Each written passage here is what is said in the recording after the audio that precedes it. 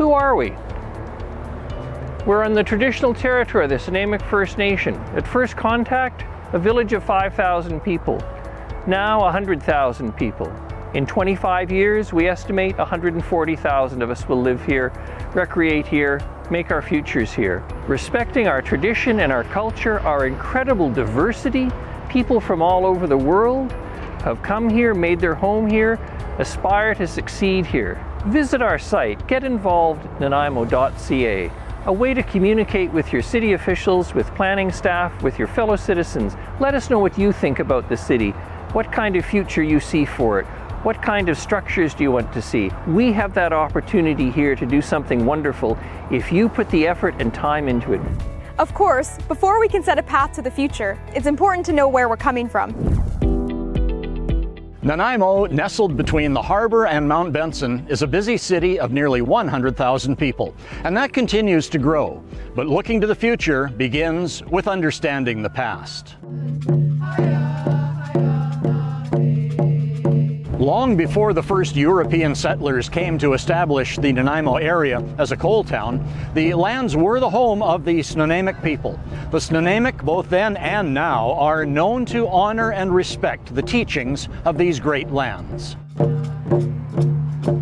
Coal began to attract settlers in the 1850s. Coalville Town came to be, and that led to the incorporation of Nanaimo in 1874. Coal mining attracted many settlers from England and Scotland, including my own grandparents, who came here in 1905. Later, employment expanded to include sectors such as fishing, forestry, industry, and of course, tourism.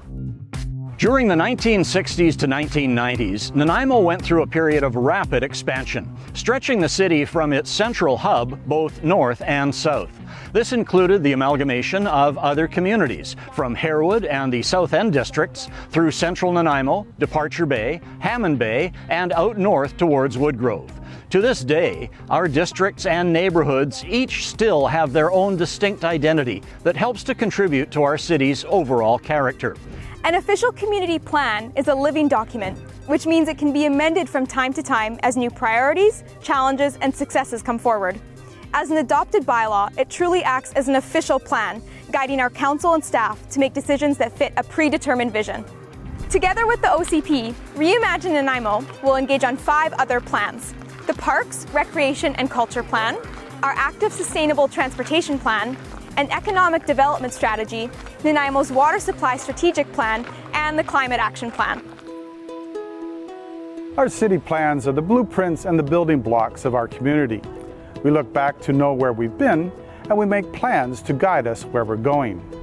Going forward without a plan is like a canoe on the water, drifting with the tide. You will eventually get somewhere, but your journey will have no purpose or place to land. We plan for our community today. We plan for future generations. The plans guide how we live, how we work, how we move, how we play, and how we adapt to our changing world. ReIMAGINE Nanaimo will be integrated planning, combining many plans into one.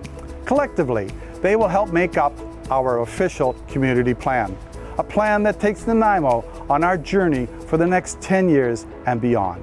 How we live, move, work, play, adapt to a changing climate, and live a greener lifestyle is all elemental. ReIMAGINE Nanaimo will touch on the elements of island life that truly influence us within our harbor city. Nanaimo is a great place to live. Right now I'm standing in one of our jewels, Bowen Park. Not only do we have Bowen Park, we've also got Lindley Valley. We've developed Colliery Dam Park. We are so fortunate to have a community where there's a lot of green space. We are also looking at diversifying our communities where we have the old city quarter, we have heritage homes there. We are looking at our downtown core where you're seeing the buildings rising up to 20 stories. We are really looking at densifying our city and making it a walkable, safe place to live. We have a great inclusive playground down at Malpio Sutton Park. What a great thing for families whose children could not participate previously. We have fabulous walking trails. We have fabulous biking trails. And on that note, we are trying to improve our cycling infrastructure. We have a great waterfront where there's lots of great shops. And here in Nanaimo, we're really fortunate to have Vancouver Island University. Young or old, there's courses for all. We have a great airport, which is serving Western Canada and now has expanded to parts of Eastern Canada. We have a great hospital, and my favorite things are the local restaurants. These are some of the reasons why I moved to Nanaimo. Please have your say by going to getinvolvednanaimo.ca. Island time, island life. As an island community, we know how to have fun, and quality of life is becoming increasingly important. Our unique harbor setting, heritage, culture, and character are definitely worth celebrating. In Nanaimo, we have over $3 billion in assets, and that includes some great indoor recreational facilities such as pools, arenas, and outdoor facilities such as tennis courts, playgrounds, ball fields, and so much more. We have over 1,000 hectares of parks and open spaces and continue to strategically acquire more parkland and to make park and trail improvements. It all helps us to host events that bring our community together, offer recreational programs to work the body, mind, and soul, and opportunities to run, play, hike, walk, and live this island life to its absolute fullest. Nanaimo's economy has seen a significant change in my lifetime. When I entered the workforce, the largest number of job opportunities were in forestry, fishery, distribution, and retail. Times have changed, as now nearly 15% of our employment is in the healthcare and social assistance sector. As our population approaches 100,000, the average age is also advancing, so it's not surprising that the need and appreciation of quality healthcare has grown so much. Other sectors have experienced significant growth. Nanaimo has more than 6,000 licensed businesses. The leading opportunities for employment are in construction, education, tourism, retail, distribution, and technology.